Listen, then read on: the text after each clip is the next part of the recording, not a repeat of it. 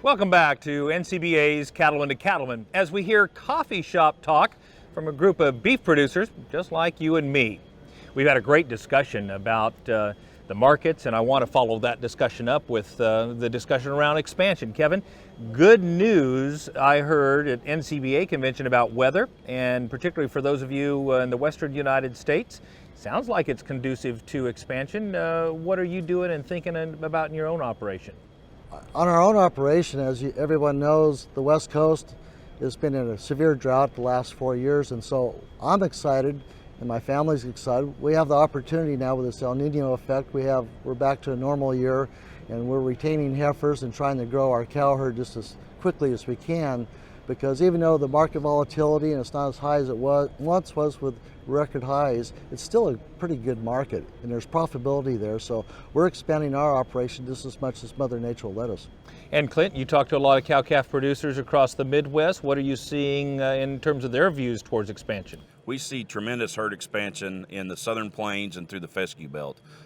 My wife and I recently just purchased a new ranch, and we've populated it. We have a bright future in agriculture, we believe, and in the beef business. I work with a large number of heifer developers that every year their business is to take quality heifers from weaned heifer calves and move them into the bred market. And we saw a tremendous uptake in their growth. Of course, the market pushed them that way and asked them to do that. Now, just like John said, there's been some challenges on the buyer side. That bred heifer market pulled way back this fall compared to a year ago. You know, probably somewhere in the range of 30 to 40% from one price category to another. But one of the things that we saw, and that I believe in, of course, I believe in better quality beef and adding value through that.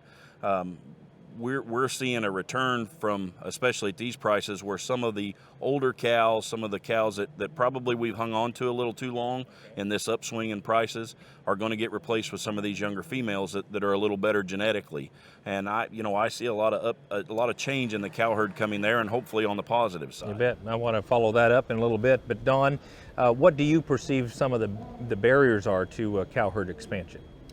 You know, I know in our area in particular, and I think this is more nationwide even, we run into a real limitation for grass to graze those mama cows. You know, there's been a lot of land tore up in our country, and it grows great corn, so or soybeans or whatever it is. And so, you know, whether it's different crops out in Kevin's country or the corn and soy in our country, pasture becomes a limitation in a big way. And so then, you know, can you find a spot to dry lot, and do you want to deal with the regulations and work and chores and daily feeding that comes with that? In addition, it's a whole different management process for that mother cow to get the good quality beef that we want. Yeah. John, you know, we talk a lot about excess feedlot capacity. I mean, do you think this is one of the things that folks can do, or have you had any experience with some of your feedlot friends dry lotting cows? I'm familiar with it. We have not chosen to go down that path. We try to focus on what we think we're pretty good at, and that's feeding, you know, taking these good feeder cattle and optimizing their performance as long as we have them. I think as far as the expansion, though, from our perspective, we're excited about it because we're going to have more cattle to look at.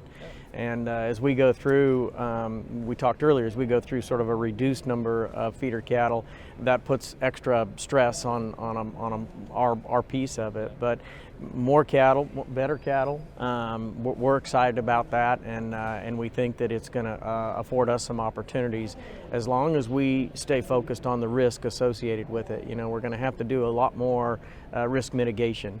You know, where we can't assume anything based on the volatility in the market. Right. You know, we've got to be able to look at cattle and say, okay, what kind of mitigation of risk strategy can we put in place that allows us, because we're margin operators. Right. You know, we don't have the benefit of many of the cow-calf operations, and so we've got a limited time that we have these cattle, and we've got to be careful about that investment and optimize their performance. And if all those things come together, we're fairly optimistic about the next few years from a cattle feeding perspective. But you all talk about more cattle, and I want to be a devil's advocate for just a moment, because I talk to people at NCBA convention and they're like, why do we have to expand the cow herd? Well, you know, I mean, we're going to expand the cow herd and we're going to have more product and prices are going to even be lower. So, John, reference that. I mean, what role does demand play and what are the risks involved in growing a cow herd and not having people who are willing and able to consume the product? Very good question and a good point. And as you know, we worked on the long range plan and really one of our goals in that for our entire beef industry is to increase demand. And so when we look at more supply, you know, supply is just, you got to be careful when you look at supply and equate that as demand, because it's not. You know, we have to figure out how do we do a better job getting to that consumer and having that consumer understand the quality attributes that are associated with our product. And there's a lot of opportunity with that. These great folks here, if we can get connected and tell a story and we can increase the trust of the product we're producing, there is a lot of opportunity to increase that demand, even with more supply. Market access is another one where we have been restricted. We open up some markets and all of a sudden the dynamics change, and the possibility of that is very good. We're very optimistic that we're close on a lot of things. We've had some trade things that have happened, the good work that the Trade Association has done around opening some access and free trade. Those are pretty nice silver linings to the clouds we see sometimes. Yeah, and Kevin, I wanted to follow up. You've been front and center in a lot of those policy discussions. What is your sense of the long-term prospects of trade, and how much of it is going to be policy related? How much of it is going to be currency related? Well, both of those are great points. So NCBA and the long range plan for the cattle industry and the beef industry, trade is at the top of both the goals for that and NCBA strategy. So we have to work on the access and increasing our exports, because more than 95% of our potential consumers live outside the borders of the United States. And people have to realize that. So we have to go and get that access and create that demand overseas. That's a huge component of our future success. So the Trans-Pacific Partnership Trade Agreement is in the hands of the administration in the White House, and it's going to be sent to Congress sometime this year.